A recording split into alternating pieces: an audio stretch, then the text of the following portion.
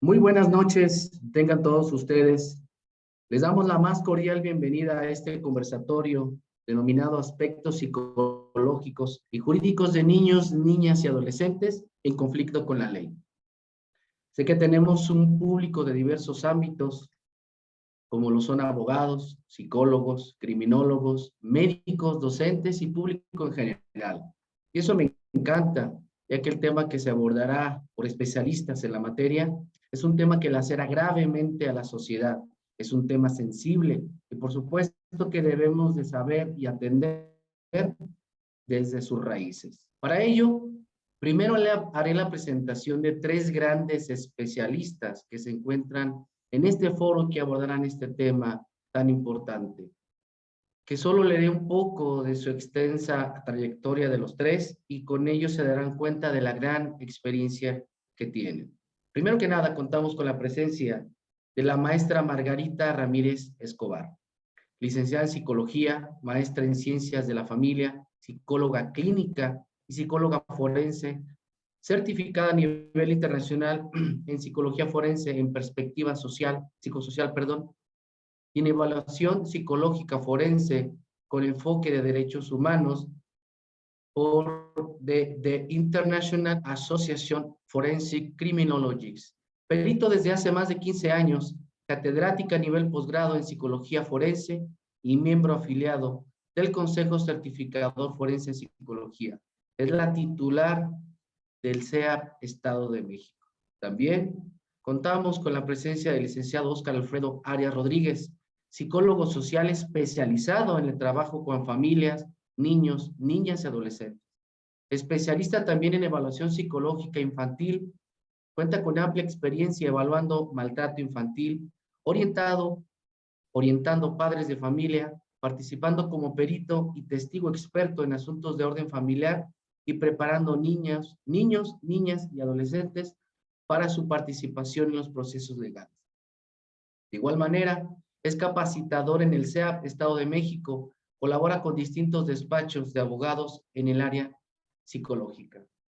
Por último, y no menos importante, contamos con la grata presencia de la maestra Arisbeth Santoyo Lara, maestra en Ciencias Jurídico-Penales por la Universidad del Centro del Bajío, en Celaya, Guanajuato, licenciada en Derecho por la Universidad Santa Fe de Guanajuato Capital, fue agente del Ministerio Público especializado en adolescentes por 16 años dentro de la Fiscalía General de Justicia del Estado de Guanajuato. Cuenta con la especialización en materia de adolescentes por parte de la Procuraduría General de Justicia del Estado de Guanajuato, ahora llamada Fiscalía. Fue certificada en mecanismos alternos de solución de conflictos, especializada en materia de adolescentes por parte de la Procuraduría General de Justicia del Estado de Guanajuato, ahora Fiscalía. Fue pues calificadora adscrita a la Presidencia Municipal de Guanajuato Capital. Ha sido comisionada investigadora adscrita a la Secretaría de Seguridad Pública del Estado de Guanajuato.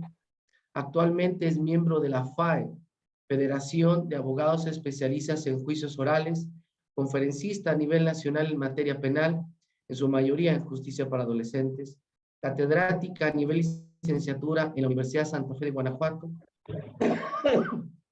así como en la actualidad licenciatura en negocios internacionales de la Universidad Centro del Bajío en la ciudad de Celaya, Guanajuato.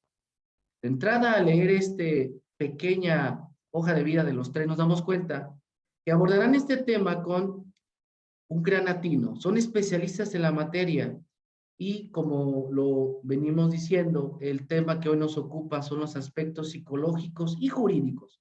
Por eso tenemos los dos campos, para que nos lleven sobre estas dos ramas, la psicología y lo jurídico, para entender a los niños, niñas y adolescentes en conflicto con la ley. Y lo primero que se debe de destacar es que al leer este tema, como ya lo mencioné, que lacera gravemente a la sociedad, que es un tema muy sensible, nos viene una pregunta. La primera pregunta que surge en este conversatorio con estas tres personalidades es: ¿cuál es la diferencia entre un niño, una niña y un adolescente? Y para ello le voy a conceder el uso de la voz al licenciado Óscar para que nos responda esta pregunta. Licenciado Oscar. Muchas gracias, maestro Benjamín, y buenas noches a todos. Qué bueno que se dieron el tiempo de estar por acá en este conversatorio y esperemos que podamos dejarles un conocimiento que sea de utilidad para sus funciones profesionales, académicas, y que de esta manera pues podamos ampliar esta parte de nuestro conocimiento, ¿no? Y bueno, ya respondiendo a la pregunta de qué es un niño, una niña, un adolescente, bueno, desde la psicología se entiende que un niño o una niña es aquella persona que no ha alcanzado un estado de madurez y que tiene características físicas, cognitivas y socioafectivas que están comenzando ese pleno desarrollo, así como también, obviamente, el pleno desarrollo de su personalidad. Un adolescente, por lo tanto, entonces se podría definir como aquella persona o aquel individuo que ha logrado alcanzar una madurez en algunos aspectos que le han permitido dejar de ser un niño, una niña, y que inicia a partir de lo que nosotros conocemos como pubertad o adolescencia, mejor también conocido, pero que aún no madura lo suficiente como para que se le considere una persona adulta. Por lo tanto, entonces, un adulto va a ser aquella persona que también haya generado pues una madurez tanto física como mentalmente y que con esta madurez pues ha alcanzado ya el desarrollo pleno de su personalidad y de conciencia con respecto a las decisiones que tome. Hay que entender aquí que la parte de los niños, niñas y adolescentes es una de las cuestiones más importantes que nosotros como psicólogos, como abogados, necesitamos conocer, ¿no? Esta diferenciación de qué es un niño, qué es una niña, qué es un adolescente, siempre nos va a permitir el abordarlos de una manera más certera cuando trabajamos con ellos. Gracias, licenciado Oscar. Y me encanta cómo abordaste de inicio esto para compartir a este foro, a estas personas que se encuentran de diversas áreas, como son psicólogos, criminólogos, docentes, abogados, cómo el dejar conocimiento, porque para eso estamos aquí. Y destaco lo que mencionabas, que al fin de cuentas la diferencia entre un niño, niña y adolescente es que no han alcanzado el grado de madurez. Para ello surge la siguiente pregunta. Jurídicamente, ¿cuál es la diferencia entre un niño, niña y un adolescente? Y para ello nos contestaría la maestra Lisbeth. ¿Qué piensa, maestra Lisbeth? Pues primero que nada, muy buenas noches. Gracias por esta invitación. Bienvenidos a todas las personas que están el día de hoy acompañándonos. Este tema de niños y adolescentes es un tema demasiado importante, un tema que considero que ha sido muy olvidado y que hoy en día tenemos que retomar, porque no tenemos que olvidar estas palabras de que nuestros niños y nuestros adolescentes son el futuro del mañana y que tenemos que empezar a construir para tener un mejor futuro. Y bueno, antes de hablar de la diferencia que existe entre lo que es niño y adolescente, es importante subrayar que en esta pregunta que acabas de hacerme, nunca escuchamos el término menores de edad. Y esto lo digo para que sea una palabra que comencemos a quitar de nuestro vocabulario. Un niño es una persona que tiene menos de 12 años de edad y un adolescente es aquella persona que tiene 12 años cumplidos y 18 años incumplidos. Y esto tiene su fundamento en la Ley General de los Derechos de las Niñas, Niños y Adolescentes, en la cual se establece en su artículo número 5 que son adolescentes las personas que tienen entre 12 años cumplidos y menos de 18 años de edad. Y las personas que tienen menos de 12 años de edad, bueno, pues son niños. El artículo 18 de la Constitución Política de los Estados Unidos Mexicanos establece que son adolescentes el sector de las personas de 12 años cumplidos y menos de 18 años de edad. Y por su parte, las reglas de Beijing, aunque no definen claramente lo que es un adolescente, señalan que cada estado tiene la facultad de fijar las edades mínimas y máximas de responsabilidad penal, pero señalan que la franja de edad a partir de la cual se considera a una persona adolescente responsable oscila entre los 12 y los 14 años de edad, pues considera que es aquí cuando una persona está en una plena evolución intelectual, emocional y moral, sin haberse culminado el proceso de formación para su vida adulta. Pues es aquí en esta etapa cuando se adquieren capacidades de raciocinio y se extiende hasta los 18 años de edad. Nos vamos dando cuenta cómo poquito a poquito ya vamos entendiendo la diferencia entre un niño, niña y adolescente y un adulto. Ya nos dijo el licenciado Oscar, no han alcanzado la madurez. Ya nos dijo las edades jurídicamente que se establece que es un niño y un adolescente, y por supuesto después de los 18 años, un adulto. Como lo sabemos, el tema es esto, niños, niñas y adolescentes en conflicto con la ley. Y para ello tenemos que hacernos la pregunta, maestra Arisbe, ¿qué es un delito? Bueno, la definición más completa de lo que es un delito es que es una conducta típica, antijurídica y culpable.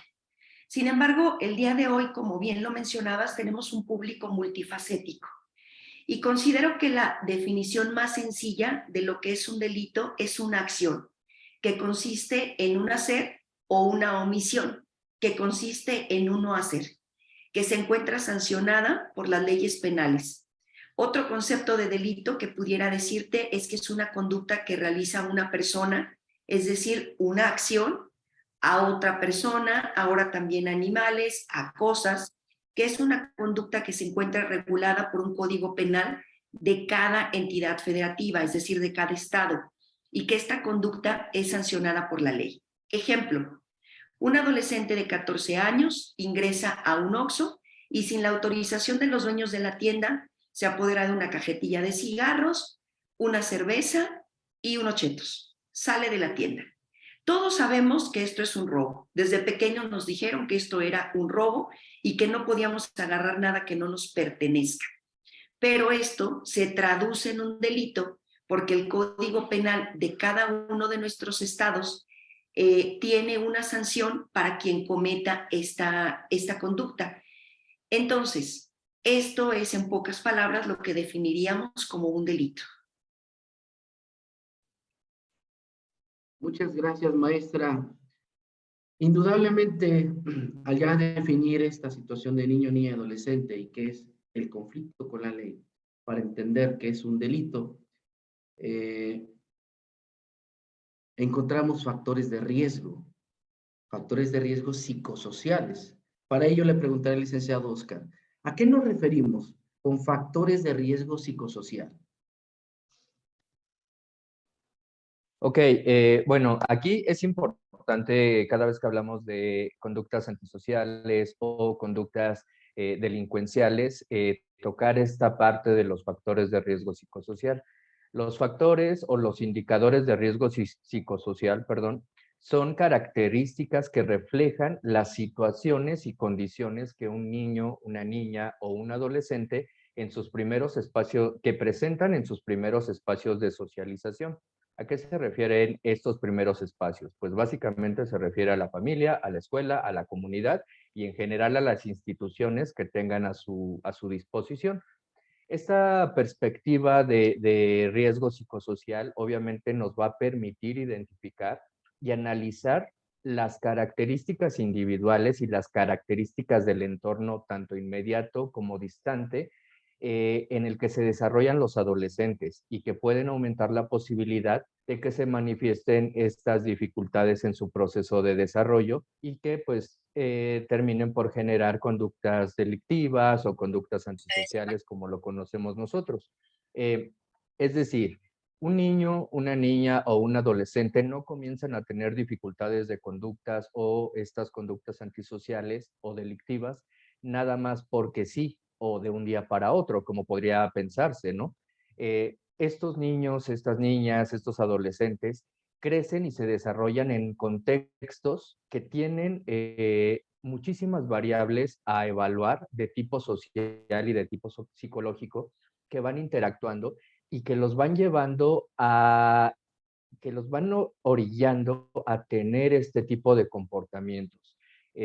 Por eso no podemos atribuir la causa de estas problemáticas solamente a una variable, sino necesitamos verlo desde la perspectiva de que es un conjunto de variables que denominamos como factores de riesgo psicosocial.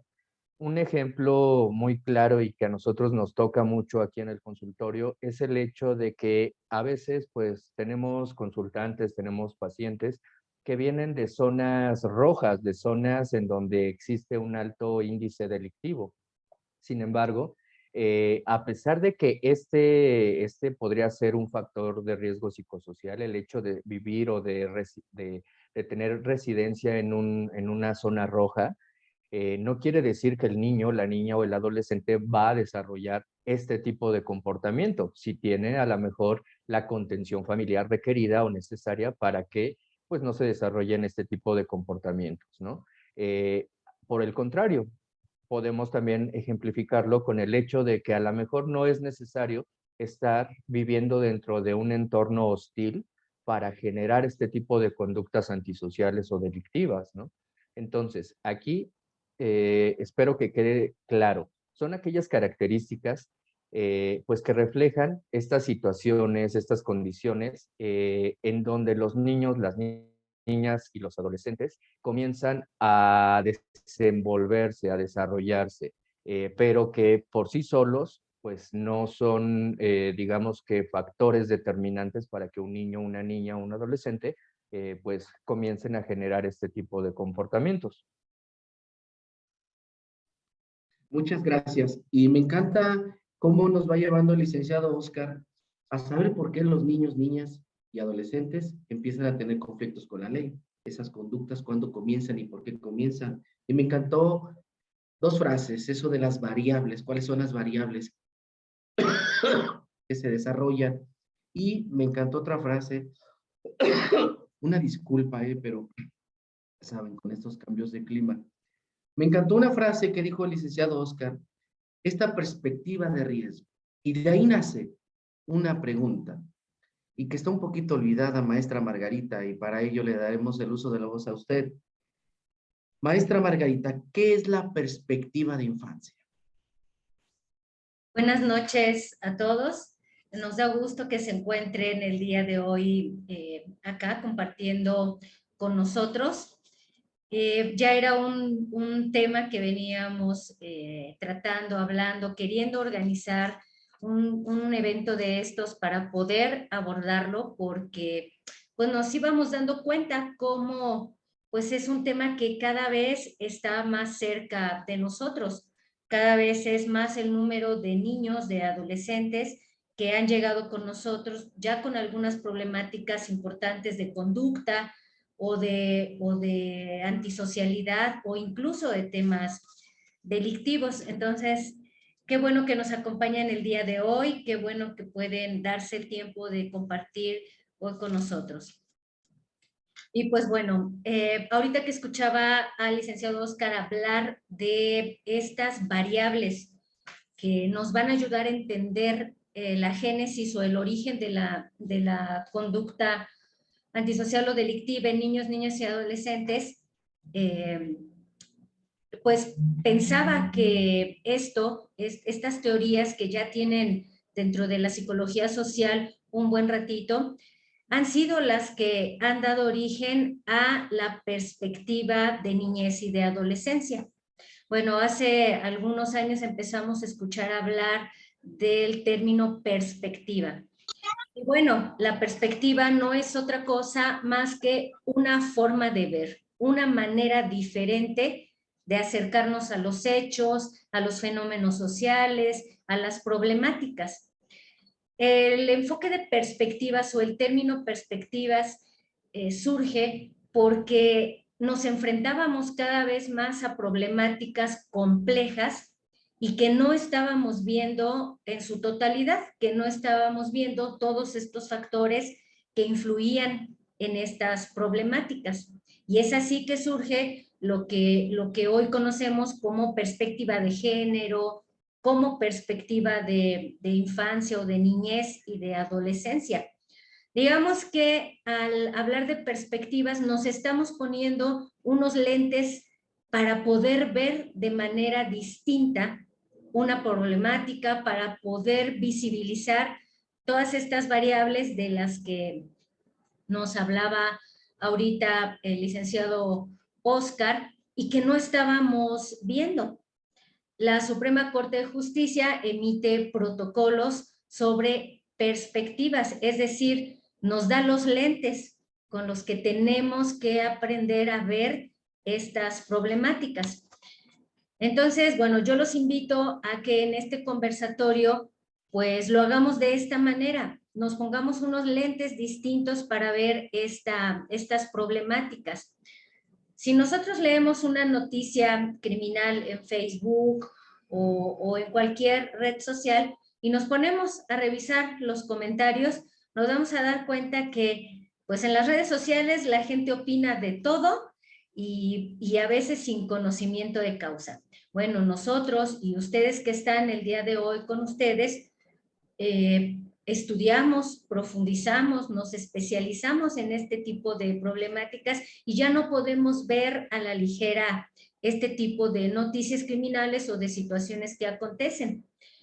Los invito a eso, a que el día de hoy nos quitemos prejuicios, nos quitemos ideas preconcebidas acerca de niños, niñas y adolescentes en conflicto con la ley y que nos pongamos los lentes de esta perspectiva, que implica tener una mirada abierta que nos permita visibilizar la complejidad y la multidimensionalidad de este tipo de problemas, que implica que hablemos de lo que ahorita al inicio se comenzó hablando, de las características de desarrollo, de las diferencias cognitivas, físicas, sociales que existen entre niños, niñas y adolescentes.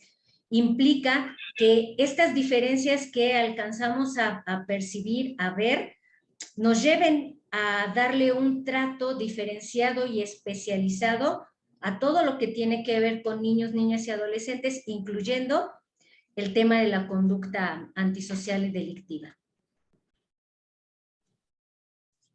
La maestra Margarita abordó un tema bastante interesante sobre la perspectiva. Obviamente hablo de la perspectiva de la niñez y adolescentes, pero abordó el tema de la perspectiva de género y eso me evoca el recuerdo de qué es la perspectiva de género. La perspectiva de género no es otra cosa más que una construcción social. En la perspectiva de género habla de la transversalización. ¿Qué es la transversalización? Romper con esos paradigmas que está diciendo la maestra Margarita. ¿Cuáles? Romper con esos roles, estereotipos, prejuicios que tenemos acá y que no nos vienen a abonar nada cuando comentamos en las redes sociales sin saber. A nosotros que estamos en estos foros nos compromete porque estudiamos a tener una atinada respuesta de lo que está pasando. Y también me encantó lo que habló de ponernos los lentes. Hay un pequeño librito que se llama ABC de la perspectiva de género, emitido por la Comisión Nacional de Derechos Humanos en el año 2019 y que es parte del material que se les va a proporcionar a los que así lo decidan junto con su constancia. En este pequeño librito es muy didáctico, el ABC de la perspectiva de género nos habla de que nos debemos de poner unas gafas de color violeta o lila para ver la perspectiva de género de una manera distinta. Recordemos que la perspectiva de género no solamente abraza a mujeres, porque luego pensamos eso, abraza o compromete a grupos vulnerables y los niños, niñas y adolescentes es un grupo vulnerable. En este librito nos establece de que nos debemos de poner esas gafas de color violeta y lila para revisar en específico el feminicidio. Se los vamos a compartir. Esto también nos lleva a otra pregunta. Sabemos que los niños, niñas y adolescentes en conflicto con la ley, pues nacen o están en un ambiente familiar. ¿Qué importancia tiene el ambiente familiar en el desarrollo de conductas antisociales y delictivas en niños, niñas y adolescentes, licenciado Oscar? Ok, bueno, aquí vamos a abordar un poquito el tema de la familia desde la perspectiva de la psicología social. Dentro de la psicología social se considera la familia como el núcleo de la sociedad. Cada familia juega un papel de suma importancia en la génesis obviamente, de los comportamientos que los niños, niñas, adolescentes van a tener al exterior de esa familia, es decir, en la cuestión social. Debido a que este proceso de socialización comienza dentro de la familia, pues dependerá completamente de la dinámica familiar, así como de los modelos de educación, el que un niño desarrolle o no este tipo de comportamientos. Aquí tenemos que resaltar bastante la parte de los modelos de educación, ¿no? ¿Por qué? Pues porque dentro de la literatura nos mencionan una infinidad de modelos de educación, ¿no? Desde el punitivo, el permisivo, aquel en donde los niños son rechazados incluso por los padres, y que finalmente todo esto pues va teniendo afectaciones o le va generando afectaciones a los niños, niñas y adolescentes. Afectaciones que comienzan siendo emocionales, pero que posteriormente y debido a lo que comentábamos al inicio de la falta de recursos psicológicos para poder asimilar o procesar estas carencias dentro de la familia o estos modelos de educación, comienzan a tener conductas que pues finalmente terminan convirtiéndose en conductas antisociales, delictivas, o conductas que de alguna manera ponen tanto en riesgo al niño, a la niña o al adolescente como a otras personas dentro de su entorno social. Entonces, aquí es importante recalcar que la familia sí va a jugar este rol de suma importancia en la génesis o en que no aparezca una conducta delictiva o antisocial, porque finalmente los niños van a aprender de ahí. Es decir, si yo, por ejemplo, veo que mi papá fuma, entonces a lo mejor cuando yo sea un poco mayor voy a agarrar el cigarro, ¿no? Si yo veo que mi papá o mi mamá les gusta la fiesta, entonces a mí seguramente me va a gustar la fiesta. Si yo veo, por ejemplo, que mi papá está metido en cuestiones de narcomenudeo, de violencia, de secuestro, híjole, pues entonces yo voy creciendo con ese ejemplo, con ese referente y por lo tanto entonces también voy a tener una mayor predisposición a desarrollar este tipo de conductas y de comportamientos antisociales o delictivos. En este caso, a pesar de todo esto, sí es importante recalcar que no debemos tampoco de criminalizar o crucificar a los padres de familia y a las familias como tal. ¿Por qué? Pues porque también necesitamos considerar y estudiar el contexto en el que se presentan estos comportamientos en los niños, niñas y adolescentes. Debido a que, bueno, pues en algunas ocasiones y sobre todo en la actualidad, las exigencias de la vida, pues obviamente llevan a los padres a la mejor a estar un poco ausentes, porque ambos tienen que trabajar y porque de alguna manera, pues si no trabajan, entonces no cubren con esas necesidades básicas, ¿no? Entonces, aquí sí debemos de considerar que es algo importante, pero no es un factor que va a determinar, así como de manera muy concreta, el que un niño, una niña o un adolescente comiencen a generar este tipo de comportamientos, porque debemos de considerar estos otros factores, factores sociales, factores biológicos, factores de desarrollo, factores académicos, etcétera. Por lo tanto, entonces, creo que es bueno quedarse con esta parte de decir, sí, todo empieza en la familia, pero eso no va a ser determinante para que un niño, una niña o un adolescente pues terminen desarrollando un comportamiento delictivo o un comportamiento antisocial. Qué importante es saber que la familia es importante para los niños, niñas y adolescentes. Sin embargo, ya nos explicó el licenciado Oscar atinadamente que no es el detonante. Y esto me lleva a recordar, porque tenemos público, creo, criminólogos, que estudia la criminología. La criminología estudia el psique del delincuente. ¿Por qué delinque? ¿Por qué mata? ¿Por qué roba? ¿Por qué secuestra?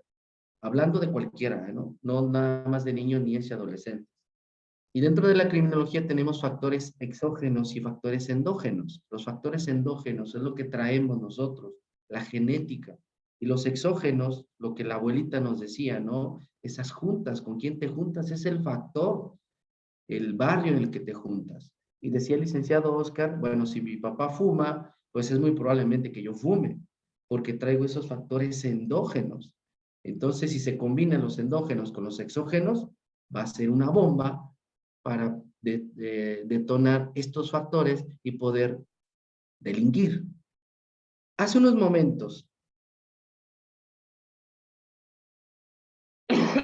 yo decía sobre la perspectiva de género. En la perspectiva de género nos establece que abraza, atiende a los grupos vulnerables, que no solamente son las mujeres, sino también los niños, niñas y adolescentes.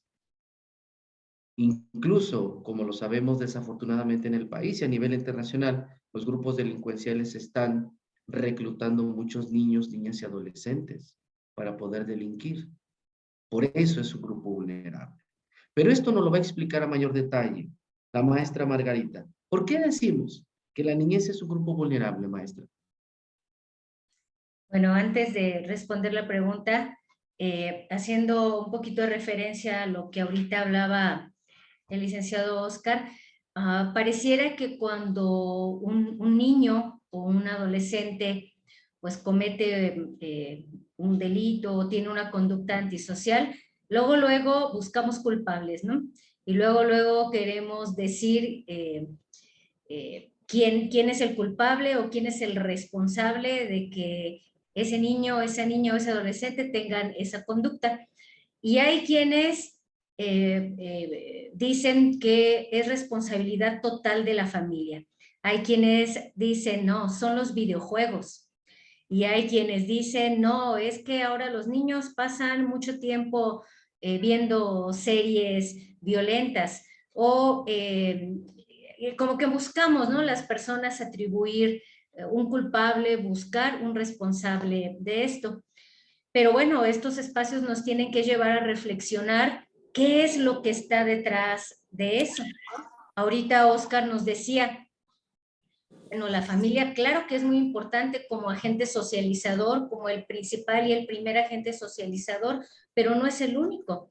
Nos hemos encontrado con familias que tienen estilos de crianza adecuados y que aún así sus hijos tienen conductas antisociales o delictivas, o al revés, familias que son bien conflictivas y que los chicos no desarrollan ese tipo de problemáticas. Entonces, si nos vamos un poquito más atrás y reflexionamos un poquito más a profundidad, vamos a llegar a este punto. En nuestro país, en este contexto latinoamericano, la niñez es un grupo vulnerable por muchas circunstancias. Nuestros niños crecen en un contexto bien complicado, en donde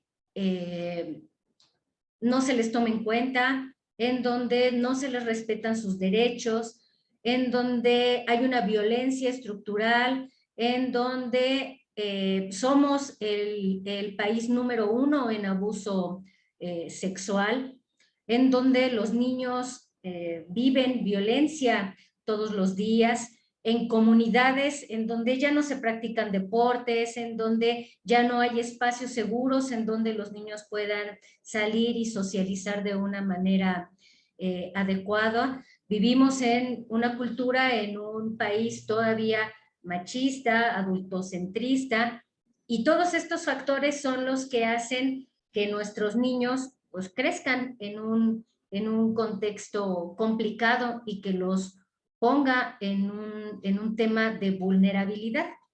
Pareciera que estoy justificando, bueno, pues entonces los niños y los adolescentes que delinquen, híjole, pobrecitos, ¿no? Tienen una historia detrás.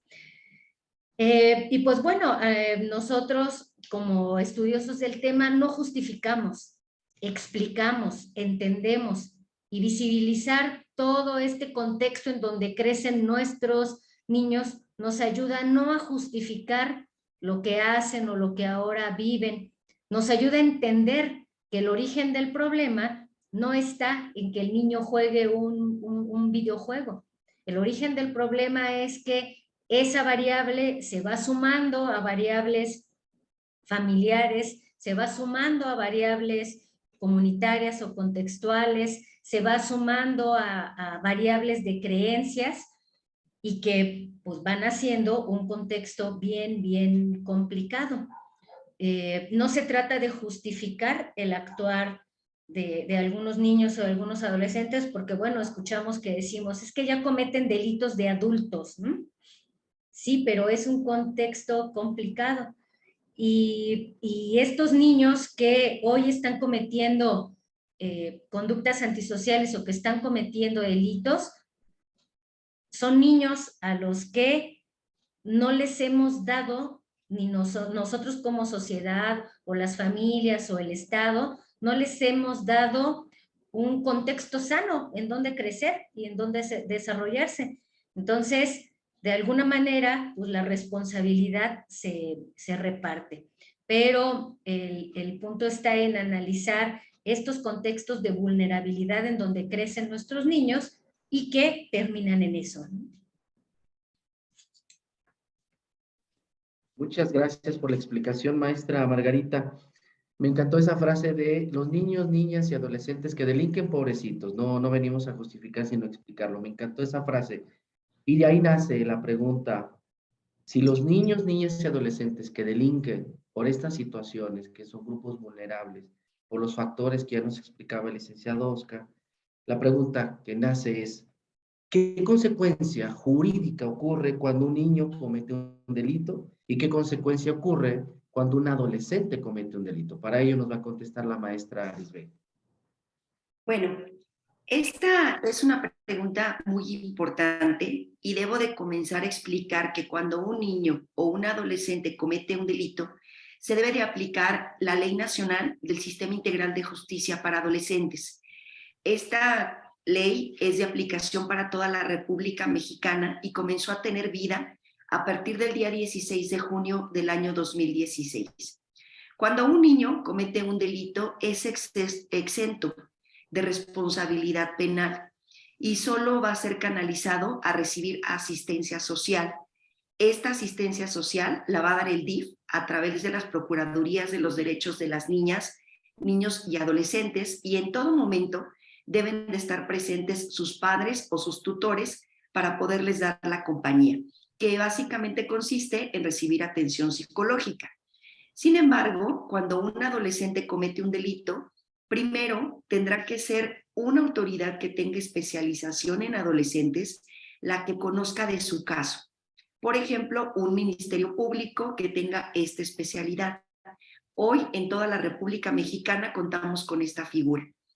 Segundo, en el caso de que se le inicie un procedimiento a un adolescente y que se acredite que el adolescente es responsable, no va a haber una pena, sino que se va a dar una sanción. Esta es la gran diferencia que existe entre el sistema de adolescentes y el sistema de adultos.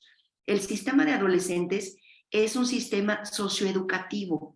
Se busca que la sanción sea proporcional al delito que cometió el adolescente y sobre todo se busca integrar al adolescente nuevamente a la sociedad, al seno familiar y a su seno educativo, y que no se vuelva lógicamente a delinquir.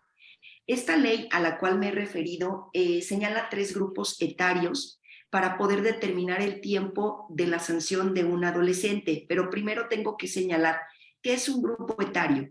Un grupo etario es una clasificación que se le da al adolescente tomando en cuenta su edad al momento que comete un delito. Y los etarios, van a ser 3.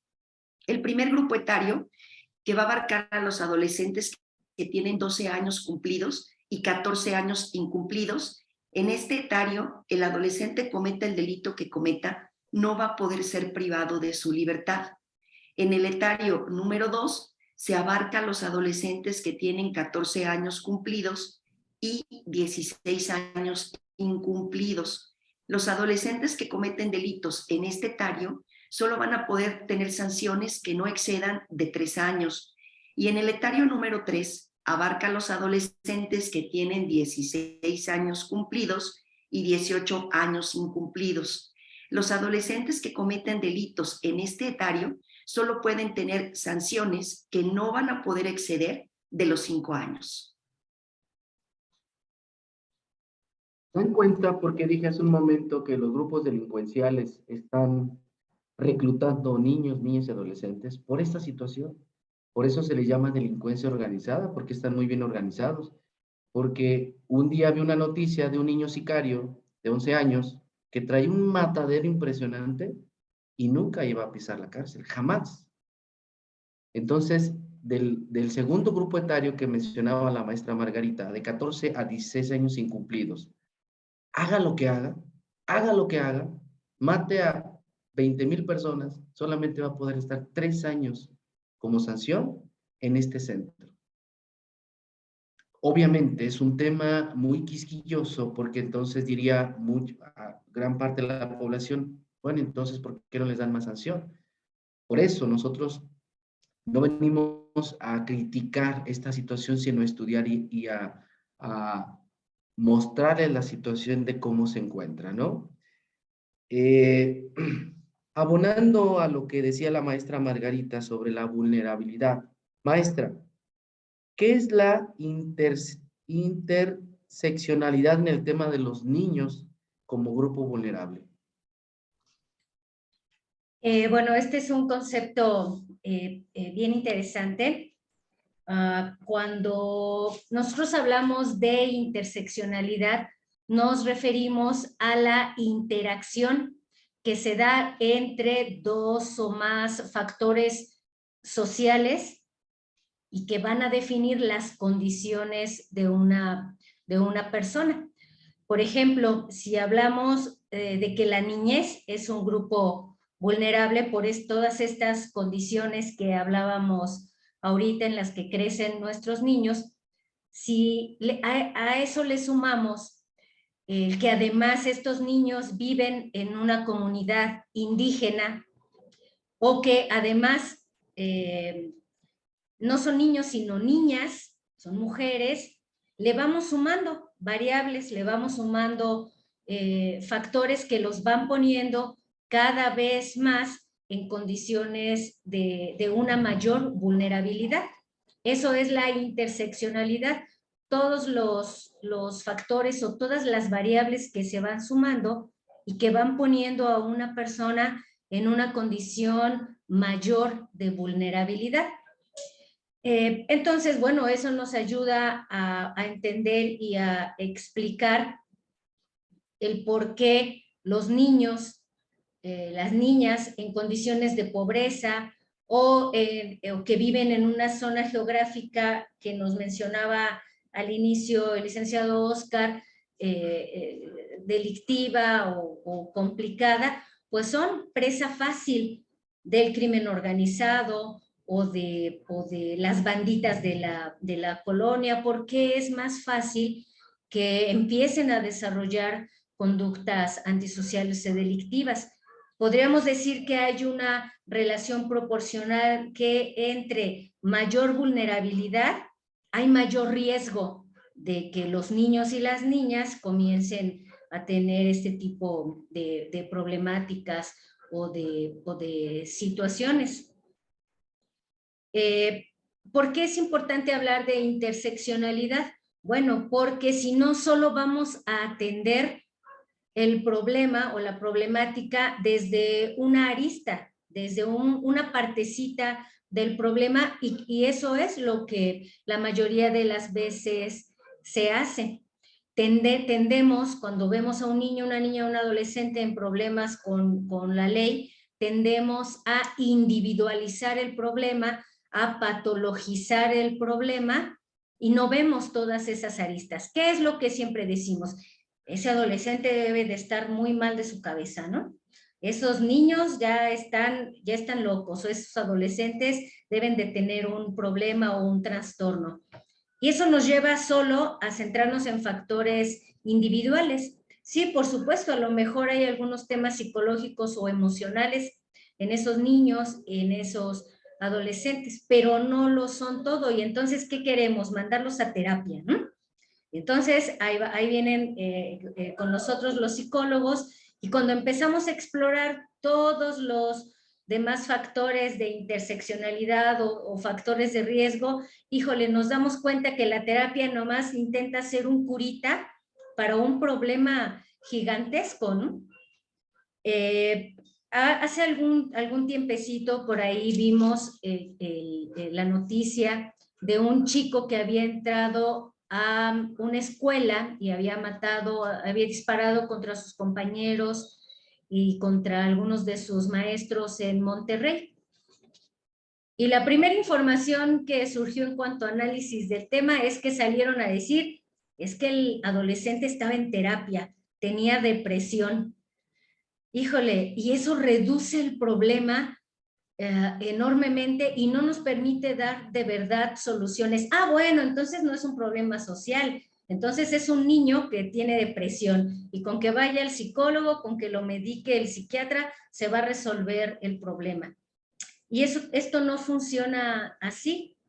El que el niño ingrese con un arma a la escuela, que dispare a sus compañeros y a sus maestros, no sucede en un contexto aislado, sucede en un contexto que favorece ese tipo de conductas, un contexto como el que describíamos hace rato, donde hay comunidades ya muy complicadas, donde ya hay una violencia estructural, sistemática, constante, en donde no hay programas de apoyo social real para los chicos, los niños ya no encuentran en sus comunidades actividades sanas en las cuales involucrarse. Y si nosotros lo reducimos nada más a que, bueno, entonces el niño tenía depresión y por eso les disparó a todos, no estamos viendo lo que realmente necesitan nuestros niños para no llegar a ese punto. Entonces, la interseccionalidad nos permite entender cómo estos contextos van sumando variables y que van poniendo a los niños en un mayor riesgo de desarrollar este tipo de conductas. Qué importante es que nos explique esas variables, esos factores que ponen en riesgo y ponen en vulnerabilidad a los niños, niñas y adolescentes. La maestra Lisbeth nos decía cuáles son las consecuencias que ocurre cuando un niño comete un delito, cuando un adolescente comete un delito. Pero ahora queremos saber cuáles son los derechos que tienen los adolescentes, o si es que los tienen. Maestra Lisbeth. Claro que los adolescentes tienen derechos. Los adolescentes que tienen los derechos más bien que tienen los adolescentes son como los que tiene toda persona a la que se le atribuye la comisión de un delito. ¿Y cuáles son? Bueno, pues que tienen derecho a que cuando son detenidos, saber por qué se les detiene, si son llamados ante una autoridad, saber cuál es la razón por la cual se les llamó y saber si alguien los acusa, de qué los acusa. Tienen derecho, como cualquier persona, a no ser incomunicados. Tienen el derecho de declarar o de no declarar si ellos así lo deciden. Tienen el derecho de recibir atención médica, atención psicológica, en caso de que se requiera. Tienen derecho a que se proteja su intimidad.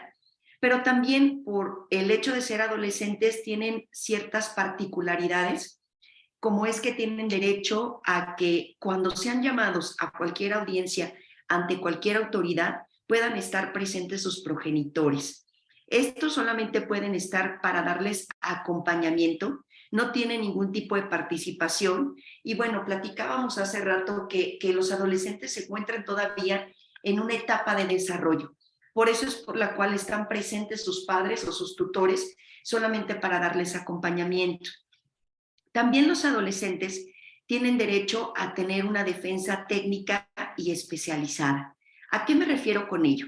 De que no nada más van a contar cuando son acusados de haber cometido un delito, no nada más tienen que contar con un abogado que tenga conocimiento sobre el sistema penal acusatorio, sino además tiene que tener una característica especial. Debe tener una especialización en el sistema de adolescentes. ¿Y esto por qué? Porque al principio platicábamos que lo que se busca es que el adolescente sea reintegrado nuevamente a la sociedad y que la actuación de todos los que intervienen en este sistema sea entendible, que se le explique al adolescente de la mejor forma lo que está sucediendo, que también salidas alternas, es decir, tratar de evitar que este adolescente llegue hasta un juicio, tratar de evitar que se llegue a la prisión, y por eso es la importancia de la especialidad. El sistema también de adolescentes tiene particularidades como lo son los términos y los plazos. Hace rato yo les decía que un adolescente que comete un delito y que se acredita que lo cometió, se le va a dar una pena, pero para nosotros se llama sanción. Y en materia de adultos, pues evidentemente ya lo dije, se llama pena. También la terminología es diferente. ¿Por qué? Porque los llamamos adolescentes, no los llamamos imputados o les llamamos adolescentes imputados. Y otra de las cuestiones importantes, los términos son menores. En materia de adolescentes la terminología es menor y eso es algo que tiene que conocer un abogado que sea especializado en el área de adolescentes. Otro de los derechos, que tiene el adolescente es el derecho a que se presuma su edad. Y este es un dato bien importante. ¿A qué me refiero con esto? Si la persona al momento de ser detenida o llamada ante el Ministerio Público dice ser adolescente o dice ser niño, debe de ser tratado como tal hasta que se demuestre lo contrario. Y aquí ustedes me van a hacer una pregunta: ¿cómo se demuestra que se trata de un niño o cómo se trata que es un adolescente? Se acredita con el acta de nacimiento, tratándose de personas de nacionalidad mexicana, y tratándose de extranjeros con algún documento oficial, como por ejemplo el pasaporte. ¿Qué pasa si la persona no cuenta con este documento? La autoridad, es decir, el Ministerio Público especializado en adolescentes, tendrá que solicitarle a un perito médico legista del mismo sexo del adolescente o niño que se realice un informe médico de edad clínica. Es decir, que por medio de un estudio se nos informe cuál es la edad de la persona. Estos derechos de los adolescentes, porque era la pregunta muy bien, maestra, para el público, los pueden encontrar en la Ley Nacional del Sistema Integral para Adolescentes, pero también la maestra Margarita hablaba que la Suprema Corte de Justicia de la Nación ha emitido diversos protocolos, diversas perspectivas. Uno de estos protocolos en donde se establecen estos derechos de los niños, niñas y adolescentes es el protocolo de actuación para quienes imparten justicia en casos que involucren niños, niñas y adolescentes. Este protocolo también se los vamos a mandar como material para que ustedes lo tengan y ahí van a revisar esta situación. Licenciado Oscar, está un poquito olvidado por nosotros, pero ya vamos para allá. Licenciado Oscar, ya vamos casi culminando todo este tema, ya vamos un poquito más de la mitad. Para ello tenemos que saber cuáles son los factores de protección, obviamente, de los niños, niñas y adolescentes. Ok, bueno, para comenzar con esta parte, yo creo que sí es importante el definir que un factor de protección va a ser aquel que nos va a servir, obviamente, para proteger y salvaguardar o cuidar al niño, niña, adolescente que presenta conflictos antisociales o comportamientos delictivos. En este caso existen muchos y la verdad es que es un tema sumamente complejo porque, como les comentaba anteriormente, es una cuestión no solo familiar, sino también social, también comunitaria. Es una cuestión que incluso dentro de la cuestión legal se considera de orden público. Por lo tanto, entonces, este tema o este punto de los factores de protección sí va a requerir un análisis a lo mejor un poco más minucioso del entorno, un análisis más minucioso de la comunidad en donde se está trabajando con este niño, con esta niña, con este adolescente. ¿Por qué? Pues porque la verdad es que tampoco podemos generalizar. Sabemos que México, por ejemplo, actualmente está presentando un índice muy, muy alto de criminalidad, de delincuencia, en donde, como ya lo habían comentado anteriormente, pues los niños ya están teniendo una participación dentro de estos grupos, dentro de estas organizaciones criminales, ¿no? pero la verdad es que no todos los niños o todos los adolescentes o niñas que están presentando este tipo de comportamientos están ligados a una organización criminal. Por lo tanto, entonces no podríamos generalizar. Se debe de realizar un estudio minucioso, un estudio eh, de la situación en específico. Hace un momento la maestra Margarita comentaba de este ejemplo del niño del norte del país que pues entró a su escuela con una pistola, asesinó a su maestra, a unos compañeros y finalmente terminó también quitándose la vida. Hablaba pues obviamente de la situación, ¿no? De que inicialmente pues decían es que el niño estaba en terapia y estaba deprimido. Ok, va, tenemos que considerar, como ya lo había comentado también, que pues no se trata de dar em, conclusiones apresuradas con respecto a esto. ¿Por qué? Pues porque necesitamos entonces también considerar qué factores de protección son los con los que contaba el niño, qué tipo de situaciones sociales, familiares, comunitarias eran las que en qué tipo de situaciones eran donde estaba el niño. Porque imagínense, o sea, yo creo que para ninguno de nosotros es sencillo conseguir un arma, ¿no? Este niño de 11 años lo logró. ¿Cómo? No lo sabemos. Algunos decían que el papá tenía armas, otros daban otro tipo de versiones, etcétera. Pero finalmente, estos factores de protección llegan a ser tanto familiares como sociales, como comunitarios, como institucionales, dentro de las escuelas, dentro de estas instituciones educativas en donde los niños pues asisten, ¿no? Y finalmente, debemos de considerar que sí, o sea, el factor de protección al final va a ser esa característica que nosotros vamos a tener en cuenta para cuidar, para salvaguardar, para poner atención a que el desarrollo de un niño, de una niña, de un adolescente, esté siendo el correcto, no se esté desviando, no esté generando conductas antisociales o desviaciones sociales, como de repente también lo conocemos en la psicología social.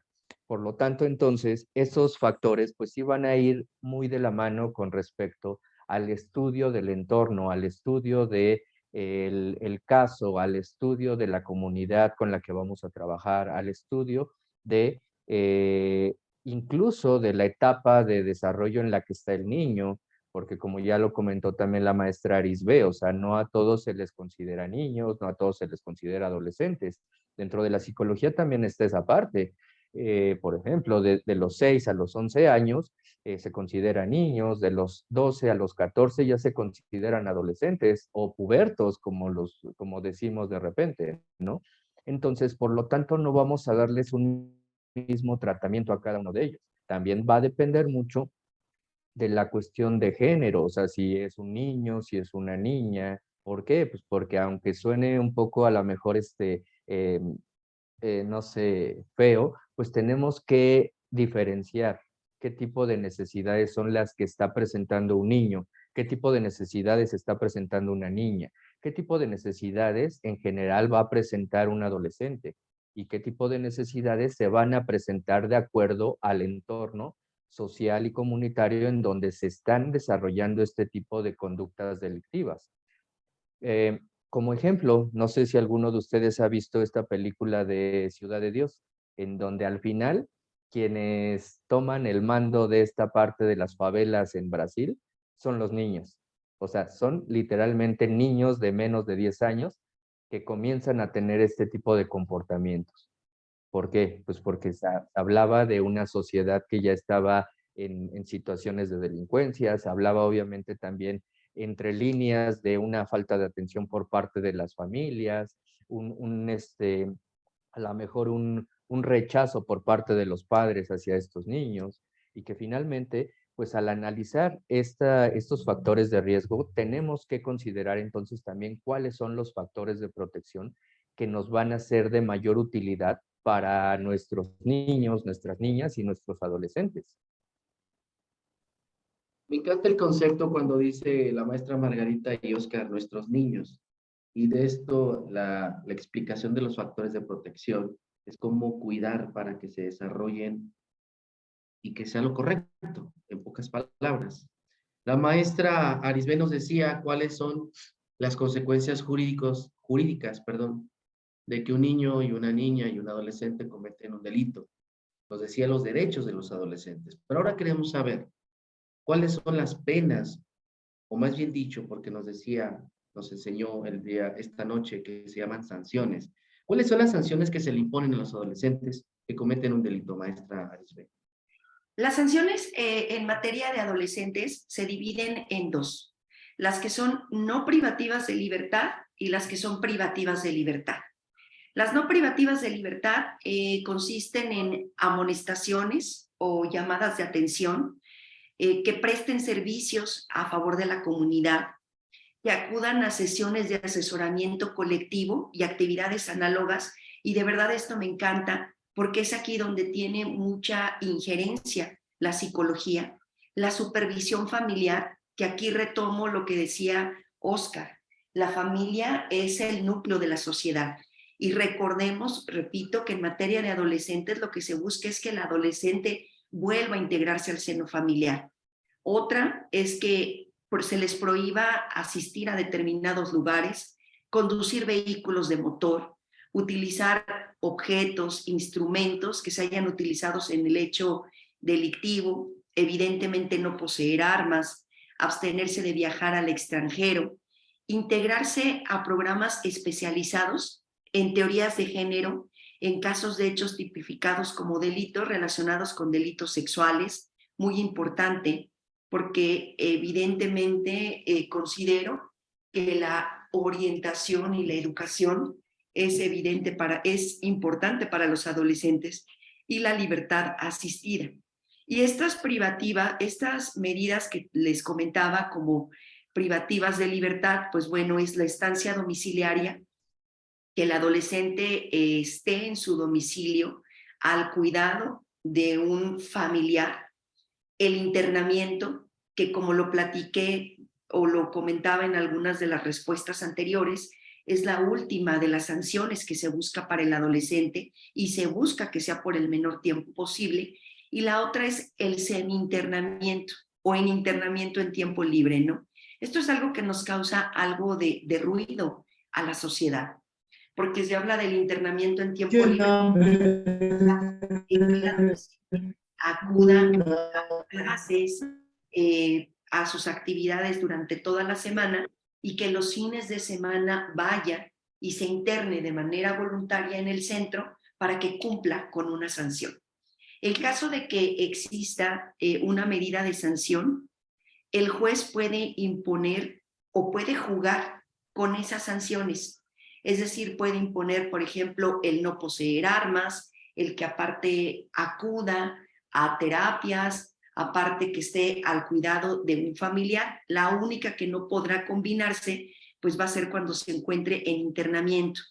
También en materia de adolescentes se busca la reparación del daño para la víctima, y también cuando se hace la reparación del daño para la víctima se pueden tener beneficios para los adolescentes. Y otro punto que es muy importante señalar: en materia de adolescentes no existen antecedentes penales.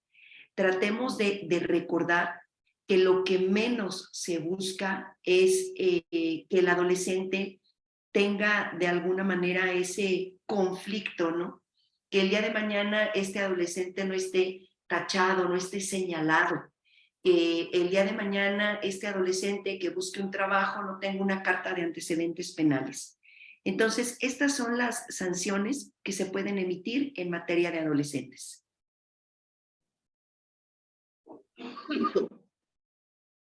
No sabía, en verdad, no sabía esta situación de los adolescentes, y tiene mucha relación con todo lo que han venido hablando los tres, porque el adolescente no debe estar estigmatizado, no debe estar manchado, no debe estar maculado sobre esta situación.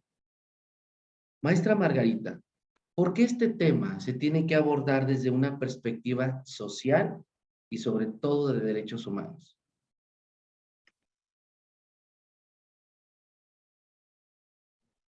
Bueno, pues por estas razones que hemos estado comentando, y es un tema de controversia, ¿no? Siempre que vemos en la televisión o en las noticias un tema de estos, hay como dos equipos entre la gente de manera muy popular. Los que dicen que los delincuentes y los criminales no deben de tener derechos, que en el momento en el que delinquen se deben de acabar sus derechos, ¿no? Y los que dicen que no, que pues todavía ni siquiera sabemos si realmente pues la persona cometió un delito y que aún así nuestra calidad de personas, de seres humanos, en cualquier circunstancia, en cualquier situación o lugar, seguimos teniendo derechos. En el caso de los niños, niñas y adolescentes, aunque cometan estas conductas antisociales o que cometan estos delitos, siguen teniendo derechos. Y precisamente el que no se les haya dado lo necesario en pro de sus derechos es lo que los ha llevado a ese punto. Imagínense todo lo que ha tenido que haber detrás de un chico o de un niño, como de estos niños sicarios de los que hablaba el maestro Benjamín hace rato, ¿no? Que ya tienen en su historial un montón de muertes y que pues ya tienen muchos años trabajando para el crimen organizado. ¿Qué tuvo que haber antes para que llegaran a ese punto? ¿Qué no les dimos? ¿Qué no les dio el Estado? ¿Qué no les dio la familia? ¿Qué no les brindó su comunidad? Y todo eso se engloba en que durante mucho tiempo no se han respetado esos derechos que los niños tienen a crecer en un ambiente que favorezca su desarrollo, su sano desarrollo, que favorezca su personalidad.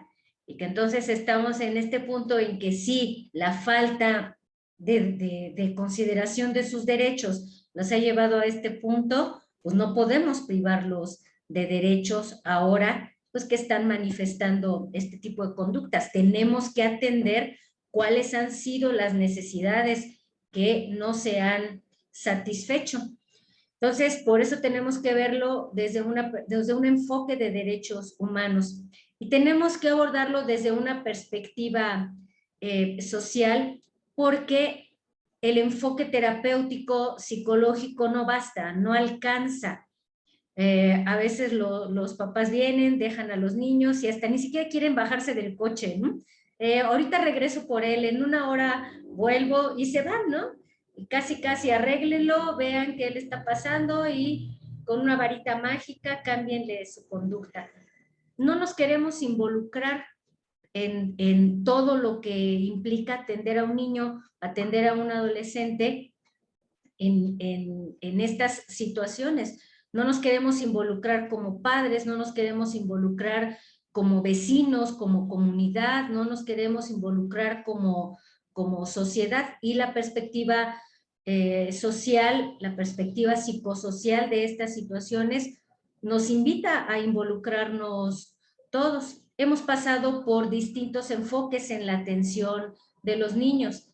Antes, en un primer momento, en un enfoque indiferenciado, los niños no existían, los niños no tenían derecho, los niños eran apenas un poquito más que un animalito y a los que no se les tomaba en cuenta, no eran sujetos de derechos, tenían una función más bien utilitaria dentro de la familia, servían para satisfacer las necesidades de las familias, los poníamos a trabajar desde muy temprana edad, se abusaba de ellos y no tenían derecho a opinar, era una violación total de los derechos de los niños. Después, con la época moderna, pues viene el enfoque, un enfoque más paternalista, más tutelar, en donde nos empezamos a dar cuenta de las diferencias y las necesidades que tienen con respecto a los adultos, y se empieza a puntualizar que necesitan una educación diferente, y entonces se habla de que la escuela y los padres son los responsables de darles una educación y una crianza adecuada. Y entonces aquí los maestros nos dirán, es cierto, a veces los papás también quieren que en la escuela se haga lo que no se hace en casa. Y a veces recargamos también, como decíamos hace un rato, buscando culpables, recargamos también la responsabilidad en uno. Ah, bueno, si no es la familia, entonces es la escuela que no le ha enseñado a los niños lo necesario, ¿no? Y todos evadimos responsabilidad hasta que llega el enfoque de derechos humanos a partir de pues la Convención sobre los Derechos del Niño en 1989 y nos dice, los niños son sujetos de derechos y es responsabilidad de todos, de la familia, de la escuela, de la comunidad, de la sociedad, del Estado, proveerles un contexto en donde puedan desarrollarse de una manera sana. Y bueno, nosotros los psicólogos lo vemos mucho, ¿no? Y sabemos cuando pues la terapia no va a alcanzar para que un niño pueda resolver sus temas o un adolescente pueda resolver sus problemáticas y que vamos a necesitar más que un enfoque individualista, patologizador o terapéutico para que realmente podamos ayudar a esos niños. No todo es terapia, no todo es que el niño vaya 40 minutos a una sesión y eso no nos va a dar resultados si no trabajamos con la familia, con la comunidad o no trabajamos nosotros como sociedad. La maestra Margarita adelantó, este conversatorio se tiene que ponerse los lentes, estas gafas, para verlo de una manera distinta. Y es cierto, ella habló de dos grupos, unos que dicen que no respeten los derechos humanos a los delincuentes y otros que sí. Yo considero que hay una doble moral. Les platico lo que ocurrió ayer.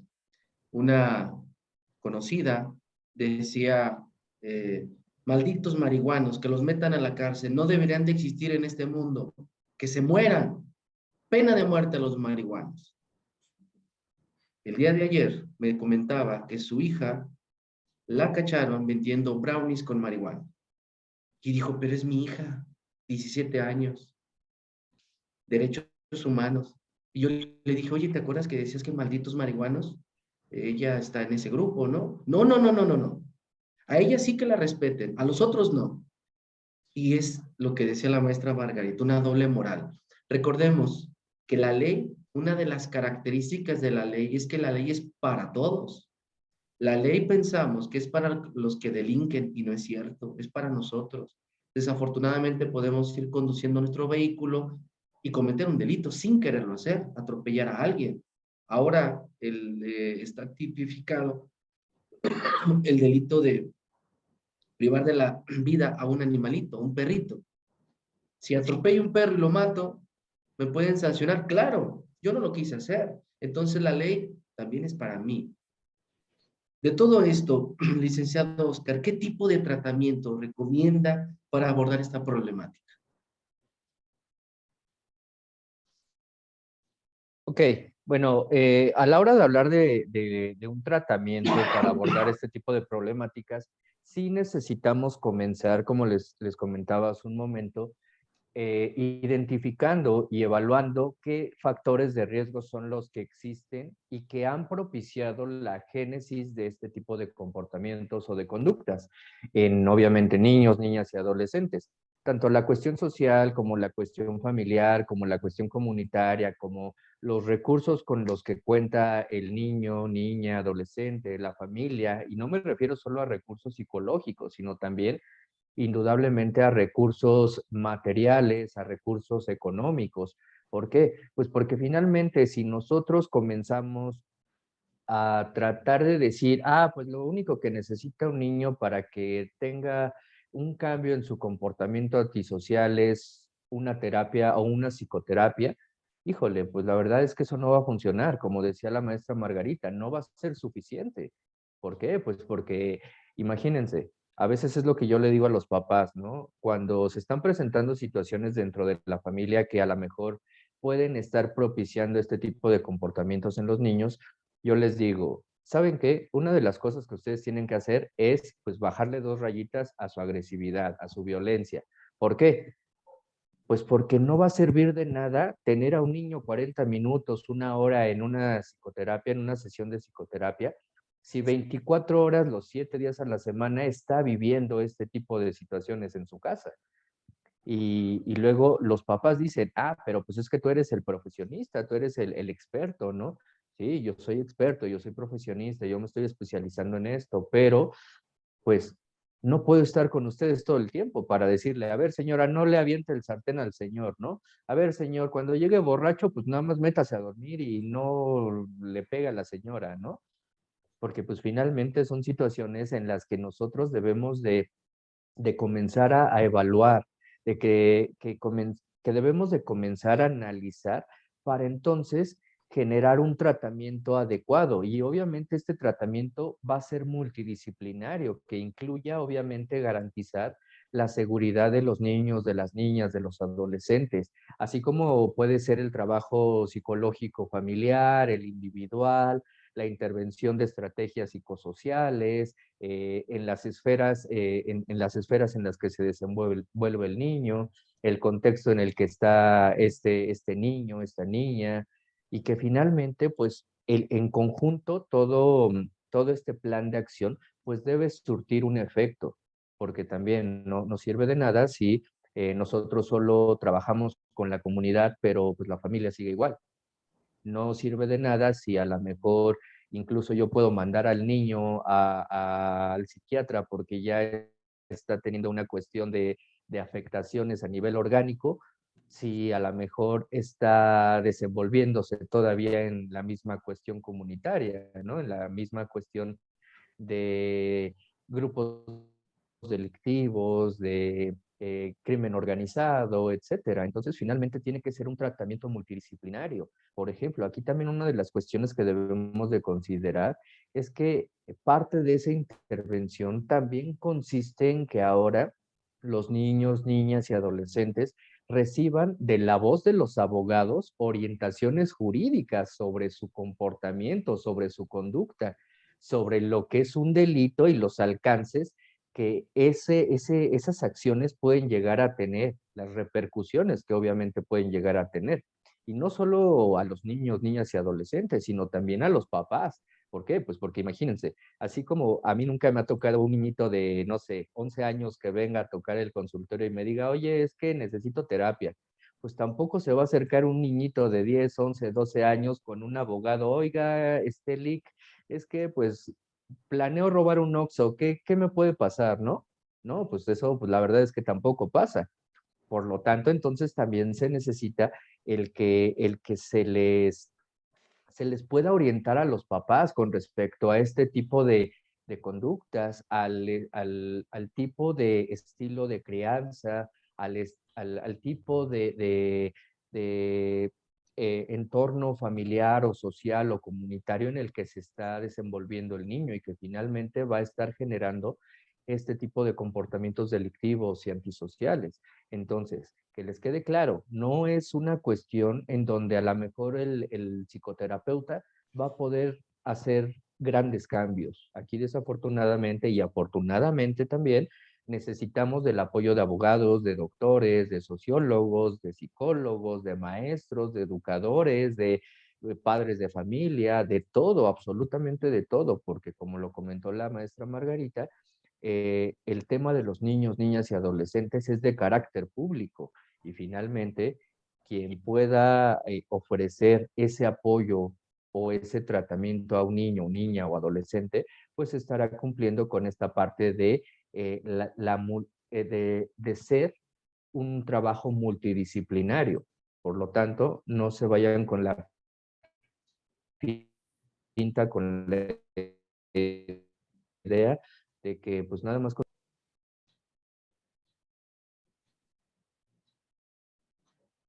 Hace unos momentos la maestra Margarita decía esto también. Todos le echamos la culpa al niño, niña y adolescente, y el licenciado Oscar nos explica perfectamente y qué pasa con los papás, ¿no? Necesitan tratamiento ellos. Hablaba sobre un equipo multidisciplinario, necesitamos la ayuda de todos. Y de ahí nace la pregunta, ¿qué autoridades intervienen en el tratamiento de la sanción que le es impuesta al adolescente, maestra Arisbet? Bueno,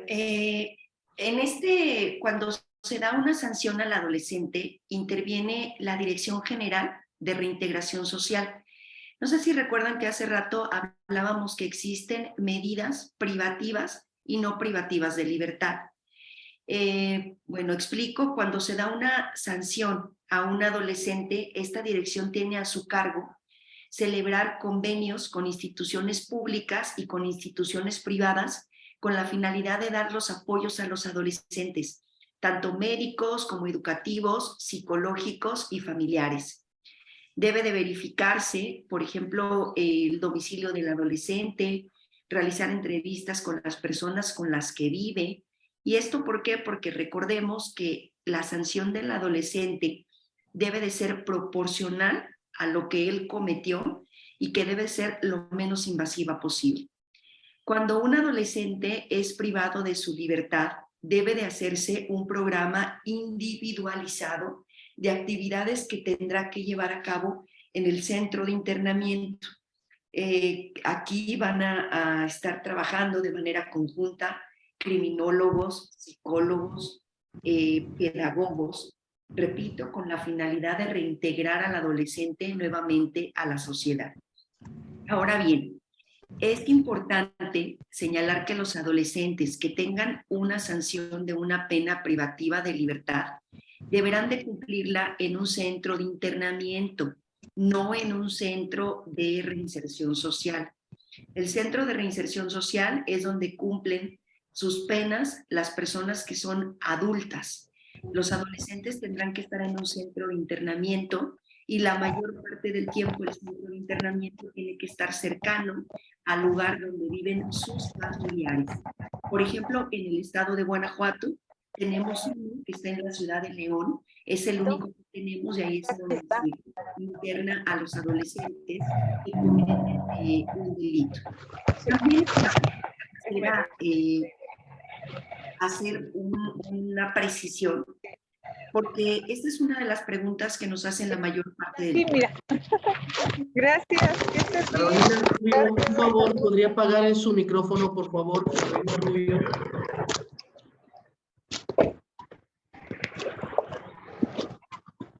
Yo la muteo, ya encontré quién es. Gracias. Bueno, ¿qué pasa cuando a un adolescente le dan una sanción de un internamiento, es decir, prisión, y durante este tiempo cumple con la mayoría de edad? Esto es sencillo. La sanción se tendrá que cumplir en un centro de internamiento. Y si esta persona en ese lapso es mayor de edad, tendrá que seguir cumpliéndolo en este centro de internamiento, claro, tendrá que estar separado de la gente que es adolescente. Entonces, esto lo platico porque siempre tenemos una duda, esa duda. Si comete un delito y es un adolescente y se va a un centro de internamiento y luego es mayor, ¿qué va a pasar con él? ¿Se va a ir a una cárcel de adultos? No. Recordemos que siempre tenemos que privilegiar el momento en el que este adolescente cometió el delito.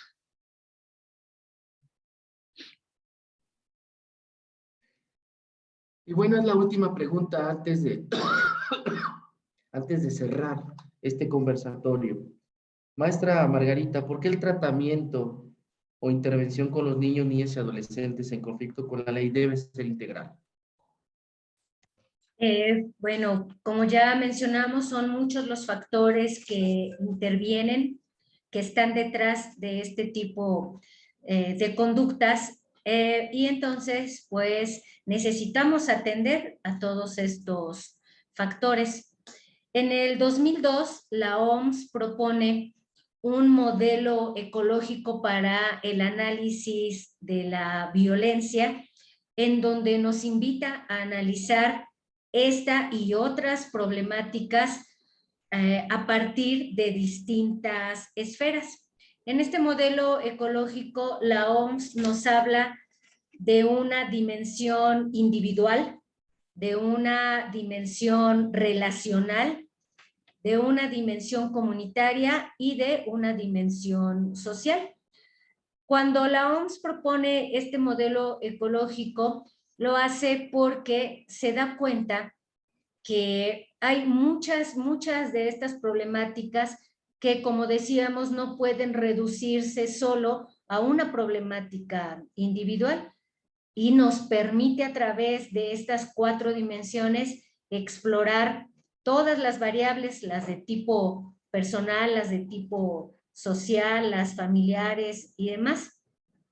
Entonces, si nosotros trabajamos a partir de modelos ecológicos que visibilicen todas estas dimensiones, pues entonces cada uno de nosotros va a estar trabajando, haciendo, aportando la parte que le toca. En esta dimensión individual, claro que tenemos que atender los temas de personalidad que van surgiendo en los niños, en los adolescentes. Claro que tenemos que atender los problemas psicológicos de estos chicos o las condiciones neurológicas que no les están permitiendo tener un adecuado control de sus impulsos, o sus problemas a nivel cognitivo que no les están permitiendo comprender o tener un desarrollo moral adecuado.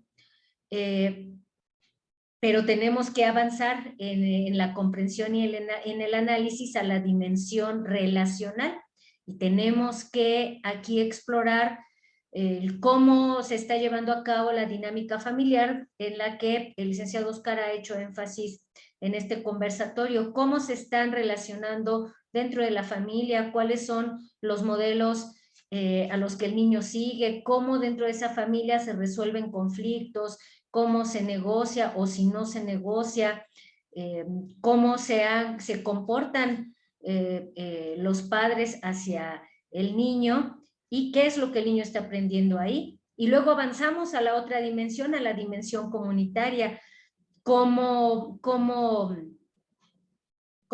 es la vida en comunidad. No sé si se acuerdan, pero hace mucho tiempo las familias y la escuela y los maestros estaban en constante comunicación. Es más, hasta las familias iban a pedirle consejo a los maestros sobre temas familiares, ¿no? El maestro conocía a las familias, conocía quién eran los padres de estos niños y había esta adecuada relación. Tenemos que voltear a ver si en nuestras comunidades hay programas en los que los niños puedan participar, si todavía se hace eso de ir a limpiar los espacios públicos y los niños participan, si hay espacios adecuados en donde los niños puedan ir a practicar box, a jugar con sus compañeros, y si no los hay, tenemos que rescatarlos. Por ahí hace algunos años cuando se decía que, cuando se dijo que Ciudad Juárez era la ciudad más violenta del mundo, una parte de intervención comunitaria fue rescatar los espacios públicos. Y se pintaban parques, y se cortaba el pasto, y se apoderó la gente de esos espacios para poder ofrecérselos a los niños y a los adolescentes. Y si avanzamos en estas dimensiones y llegamos a la dimensión social, pues entonces tenemos que atender la parte pues, que le toca a las autoridades, que le toca al Estado, que nos toca a nosotros como sociedad en cuanto a cambio de creencias, en cuanto a lo que necesitamos hacer desde lo social para educar o para desarrollar niños sanos. Entonces, como vemos, pues no es un tratamiento psicológico para los niños y niñas y adolescentes que delinquen o que tienen estas problemáticas. Es una intervención psicosocial la que tenemos que hacer. Me llamó la atención lo que decía de los maestros de antes se involucraban con las familias, y es cierto. Recuerdo la película de Cantinflas, El Profe, ¿se acuerdan? Que nos da risa y decimos, pero ese profesor se involucraba con las familias. Ya no pasa eso. Ni las familias con la educación, ni la educación con las familias. y sí, la sociedad evoluciona mucho más rápido, ¿no? Yo decía en una conferencia, la sociedad evoluciona más rápido que el derecho, pero tenemos que atender estas situaciones para nuestros niños, niñas y adolescentes. Y como bonus track, como un pequeño regalo para este público, voy a hacer una última pregunta. Una última pregunta que me contestarán los tres. Sean muy breves, contundentes para ya cerrar este conversatorio. Claro está, si no tiene alguna pregunta el público. La pregunta es, ¿cuáles son las recomendaciones para abordar los temas de conductas antisociales, delictivas en niños, niñas y adolescentes? Y el primero que nos va a contestar es Oscar. Bueno, pues gracias por esta parte. Creo que dentro de estas recomendaciones finales que yo les podría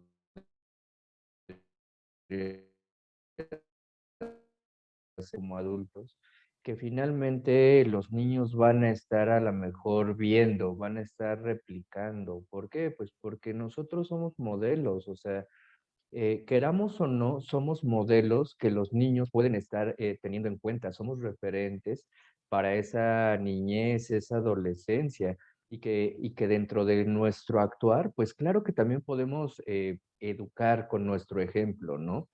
Se trata obviamente también de prepararse dentro de la cuestión psicológica, de prepararse para poder abordar este tipo de situaciones. Dentro de la cuestión legal, obviamente también prepararse para saber cómo poder abordar las cuestiones de comportamientos delictivos, de comportamientos antisociales.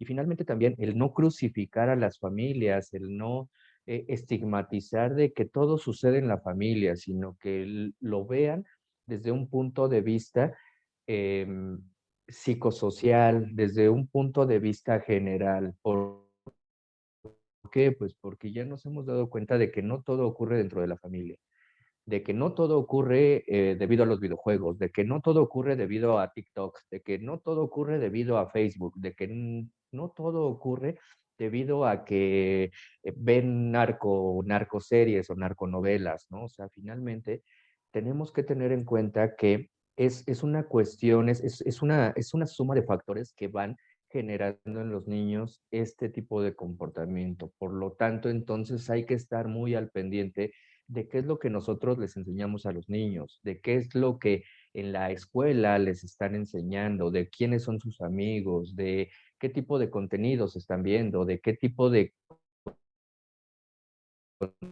contenidos o de estímulos, comportamientos o otro tipo de comportamiento que pueda poner también en riesgo su integridad física, psicológica, emocional y de todo. Y pues nada, muchas gracias. Ahorita contestamos sus preguntas. Gracias, licenciado Oscar. Maestra Isbe, la misma pregunta. Gracias. Bueno, yo creo que el trabajo en conjunto es vital.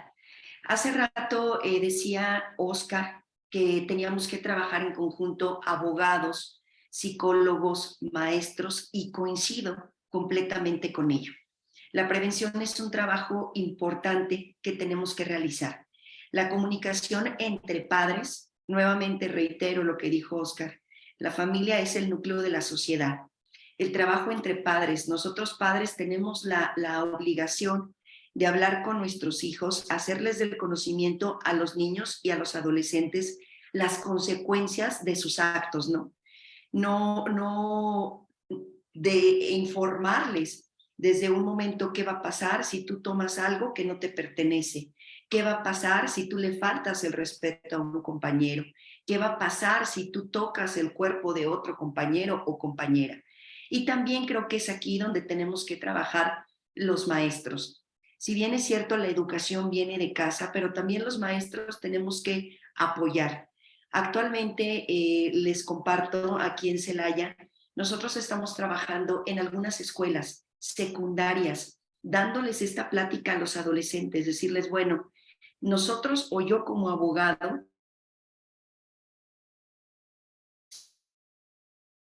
tú haces algo que sea contrario a derecho, ojo, hay una sanción. Y no creas que por ser niño o por ser un adolescente no va a suceder nada. Entonces, reitero, creo que el punto o la clave es la prevención y la comunicación.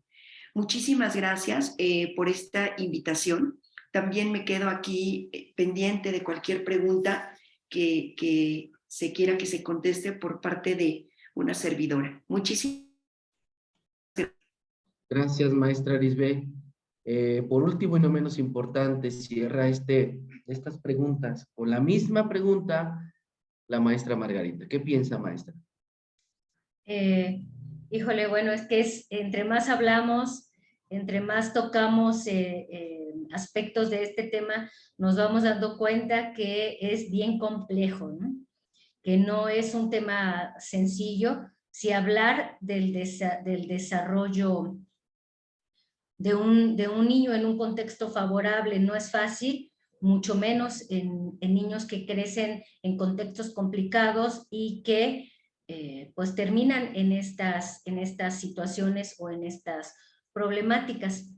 Creo que a mí me gustaría nada más que nos llevemos el día de hoy, uno, pues la idea de que es una problemática que no podemos reducir a un problema meramente del niño, del adolescente, que entendamos, que nos demos cuenta que todos participamos de estas situaciones, de estas problemáticas, que tengamos una visión más amplia, más integral de esto y que nos acerquemos a buscar orientación, a buscar apoyo. No le tengamos miedo a los abogados, ¿no? Podemos acercarnos con ellos, preguntarles cuando tenemos dudas, ya sea nosotros como psicólogos, los padres de familia, los maestros. Podemos acercarnos y preguntarles y que nos apoyen, que nos ayuden. A mis colegas psicólogos, pues decirles que, híjole, a veces por más que queramos, lo que nosotros podemos ofrecer o dar no es suficiente y que necesitamos apoyarnos de otros profesionistas. Sí quiero reconocerle a la maestra Lisbeth, al licenciado Oscar, que bueno, son los especialistas en adolescentes, el trabajo que hacen, porque es bien complicado atender niños, atender adolescentes, trabajar con las familias. No es un tema fácil, no es un tema sencillo. Tenemos pocos especialistas, tanto psicólogos, y hemos visto, me imagino que también abogados especializados en la atención de niños, niñas y adolescentes, porque no es sencillo. Yo los invito a que esta mirada amplia, integral, la mantengamos a la hora de hablar de niños, niñas y adolescentes en conflicto con la ley. Muchas gracias. En verdad que para su servidor me llevo muchísima información. Estuve anotando muchas cosas que dijeron. Aprendí mucho sobre esto. Espero que el público así lo haya hecho. Nos llevaron de poco a mucho para concluir con esto. Hay una pregunta que dice, si no soy, y se me hace muy atinada, si no soy pariente ni amigo, ni siquiera conocido de un niño, niña o adolescente, en esta situación, ¿qué podría hacer para ofrecerle o brindarle el apoyo necesario? Si la pudieran contestar los tres de manera muy puntual y rápida. Bueno, yo inicio, si quieren. Creo que todos podemos hacer algo, desde donde estemos, desde nuestro rol de padres, desde nuestro rol de vecinos, desde nuestro rol de maestros o en nuestro caso de psicólogos o de abogados, todos podemos hacer algo. Y creo que una de las primeras cosas que podemos hacer es brindar información. Con eso ya hacemos bastante. Acercarle a las personas adecuadas información confiable, hablarles sobre estos temas y que tengan pues acceso a esta información. Ya si podemos hacer un poquito más,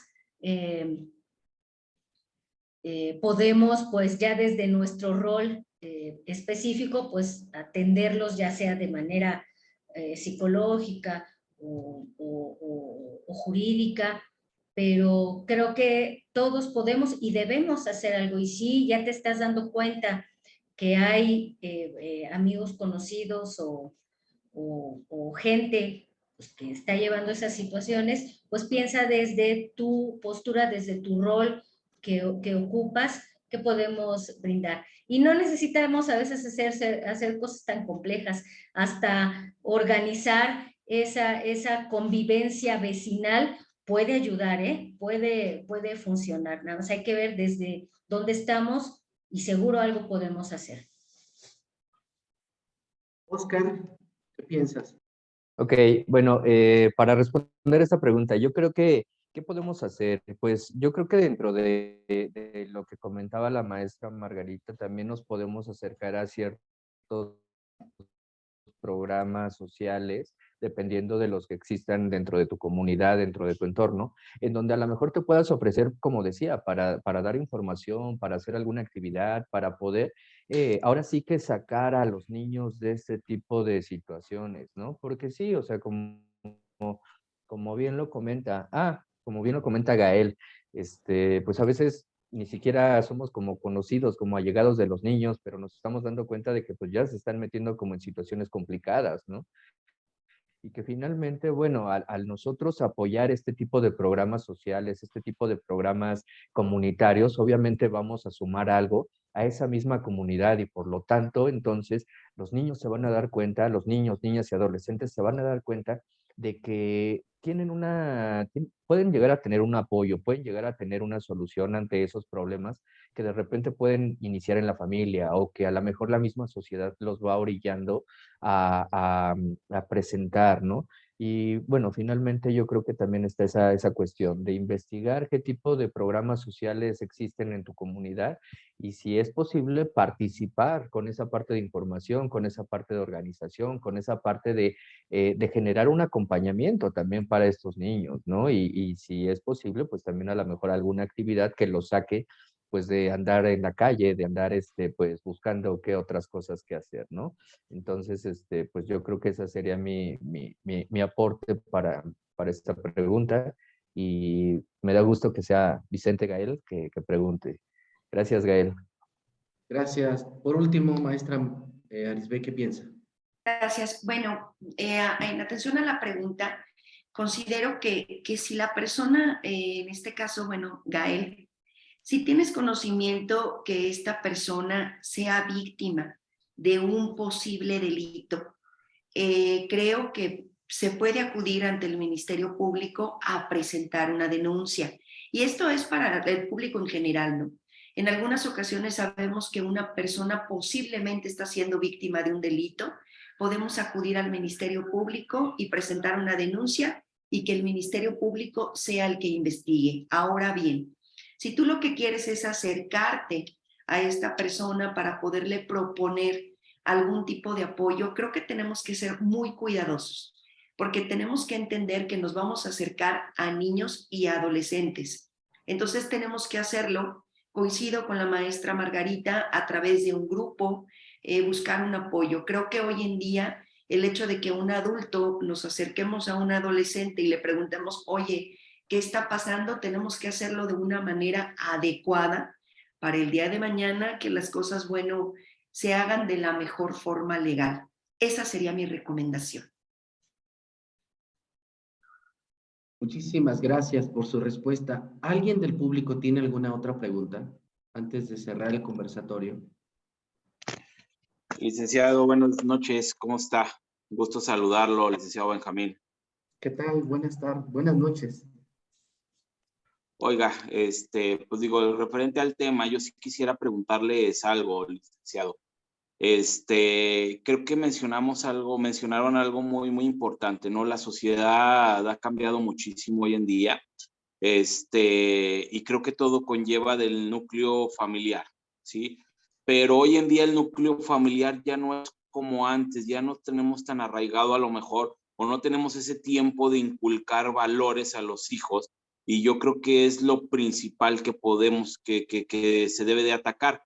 Pero yo sí quisiera preguntarles, si estuvieran ustedes hoy en día el reformar este tipo de leyes, ¿cómo lo harían? O sea, si estuviera ahorita en sus manos, ¿las dejaban como están? Creo que me queda claro que no. Pero, ¿qué harían ustedes hoy en día si estuviera en sus manos?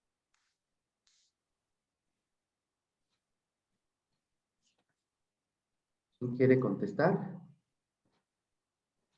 Bueno, atendiendo a lo que preguntas, yo creo que volvemos a tocar el punto. La materia de adolescentes es un tema muy especial. Tenemos que abordar cuestiones psicológicas. Por ejemplo, hablábamos que los adolescentes no son personas que todavía alcancen un grado de madurez. Cualquiera pudiera decir, bueno, vamos a cambiar la ley de adolescentes y hay que quitarlo de la edad de los 12 a los 14 y que sí exista un internamiento. Tendríamos que entrar a un estudio de verdad integral para poder promover una reforma. Está comprobado que una persona que tiene menos de 12 años de edad no tiene la capacidad suficiente para entender el alcance de sus actos. Tan es así que por eso entra asistencia social.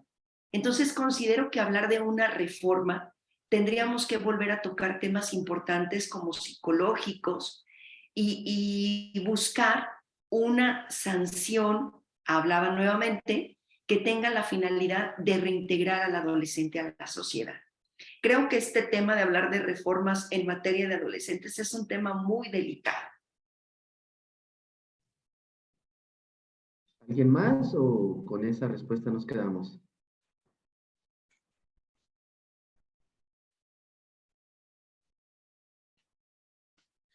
Bueno, yo coincido totalmente con lo que dice la maestra Arisbe, porque sí es una cuestión sumamente compleja, ¿no? El hecho de tener que reformar las cuestiones legales con respecto a niños, niñas y adolescentes, la verdad es que sí es algo que incluso si quisiéramos hacerlo nos llevaría muchísimo tiempo. Y como bien comentaba el maestro Benjamín, a veces, o mejor dicho, la sociedad siempre avanza más rápido que las leyes.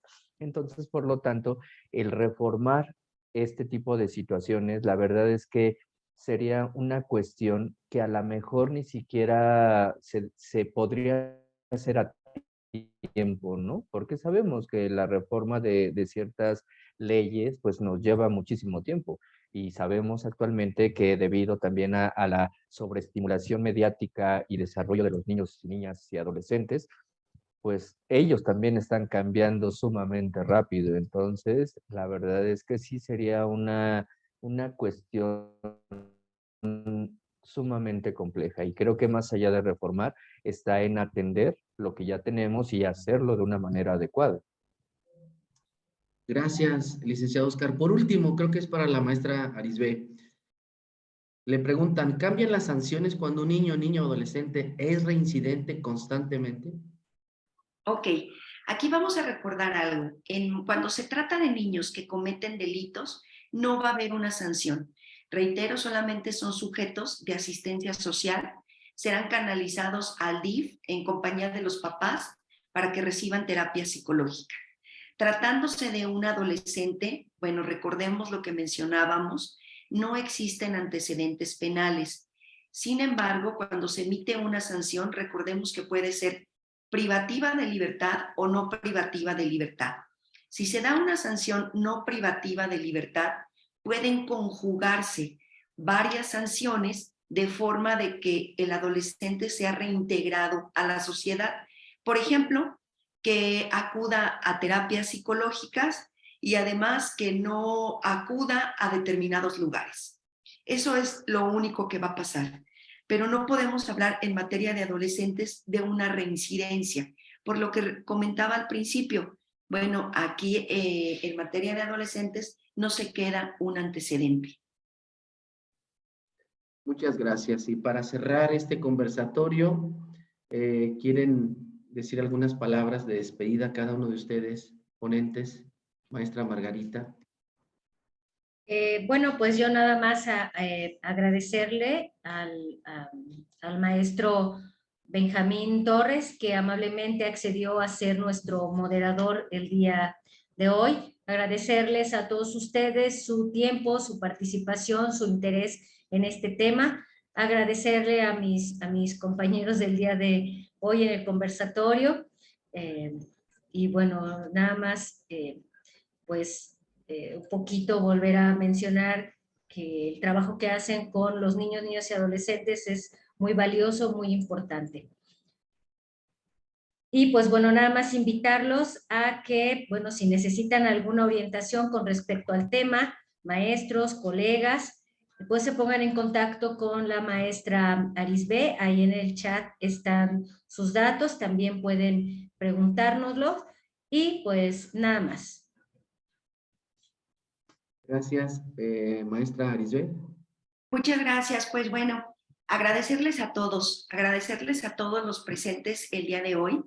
Muchísimas gracias a mis compañeros, a Oscar, a la maestra Margarita. De verdad es que es un placer escucharlos y es un placer aprender de ustedes. Créanme que en lo personal, trabajar con adolescentes es algo que me encanta, es algo que me gusta y espero desde mi trinchera contribuir con mi granito de arena. Muchas gracias, maestro Benjamín. Y atendiendo a un comentario que veo aquí en el chat de Andrea, que nos comenta que es de aquí de la ciudad de Celaya y que también es maestra de secundaria. Andrea, aquí están mis datos, está mi teléfono, podemos ponernos en contacto y claro que con muchísimo gusto, nada más era cosa de checar las actividades para poder dar una plática con los jóvenes, porque de verdad lo necesitan. Me ha tocado llegar a muchas escuelas secundarias donde créanme que los adolescentes no tienen ni la menor idea, saben sus derechos, no saben cuáles son sus obligaciones, pero también si no entienden cuáles son sus obligaciones, pues menos van a entender lo que es un delito. Entonces considero que tenemos que trabajar de manera conjunta. Muchísimas gracias a todos. Buenas noches. Licenciado Oscar. Ok, bueno, de mi parte también agradecerles tanto al maestro Benjamín como a la maestra Arisbe y por supuesto a la maestra Margarita, pues por esta invitación y por haber formado a lo mejor este grupo para poder conversar con respecto a los niños, niñas y adolescentes, ¿no? Y también pues agradecer a todas las personas que estuvieron presentes, que estuvieron escuchándonos, viéndonos y que también pues creo que es importante el que ustedes se lleven algo y que a lo mejor si ahorita no se les presenta ninguna duda, pues tengan en cuenta que podemos estar ahí mediante el WhatsApp, mediante los números de contacto, cualquier situación que se les presente, pues sin ningún problema podemos abordarla, podemos orientarlos con respecto a qué es lo mejor por hacer y listo, ¿no? Entonces, pues finalmente agradecer su participación, agradecer al maestro Benjamín que anda un poco enfermo, pero aún así está aquí al pie del cañón y eso está increíble. Obviamente a la maestra Arisbe y a la maestra Maggie, ¿no? Y pues nada, que pasen buena noche y cualquier cosa estamos ahí en el chat, en nuestras redes y esperemos que pasen felices fiestas, feliz fin de semana y pues ahí nos estaremos viendo. Gracias. Muchas gracias a todos.